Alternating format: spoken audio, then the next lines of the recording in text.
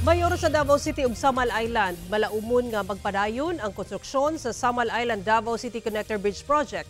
Human nga nag-issue og writ of kalikasan ang Korte Suprema subay sa petisyon sa pipila ka individual o grupo. Duna sab sila'y panawagan sa stakeholders labi na sa petitioners labot sa pagbalanse sa pagdumala sa natural resources ug kalabuan. Ani report ni Argil Relator.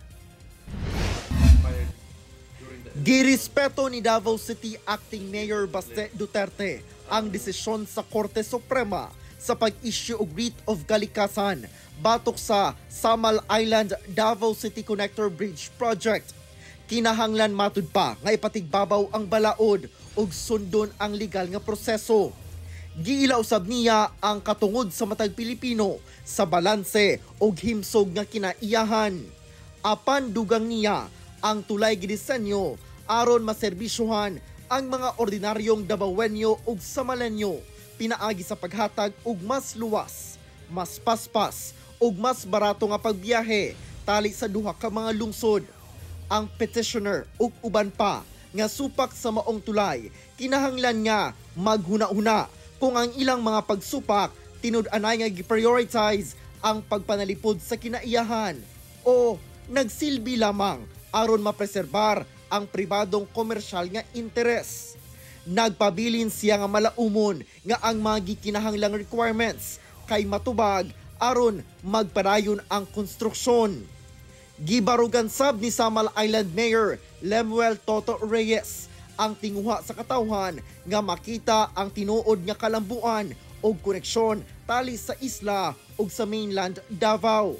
Busa, suportado nila ang tulay nga dugay na nga gipangandoy sa Samalenyos ug ang kalambuan ug benepisyo nga dala niini sama sa sayon nga transportasyon, mas paspas nga pagserbisyo medikal, turismo, negosyo ug trabaho para sa katawhan. Ang ilang kabalaka, ang mga misang-at sa writ of kalikasan dili taga-Samal ug wala matud pa magkonsulta sa lokal nga komunidad. Panawagan ni Mayor Toto sa tanang ahensya ug sektor, paminawon ang tingog sa tinuod nga naapektuhan nga mao ang mga Samalenyos. Sumala sa DPWH, kinsa usa sa ginganlang respondents, gina-review na sa ilang legal service ang gipagula nga writ ug magsumite sila og tubag sa petisyon sulod sa napulo ka adlaw. Magpadayon ang konstruksyon sa tulay, gawas lang kung dunay ipagula nga temporary restraining order o temporary environmental protection order ang korte.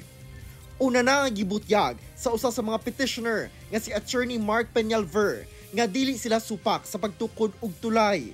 Apan kinahanglan matud pa nga pangitaan og laing area kung asa itukod ang tulay nga ubos o walay impact sa kinaiyahan.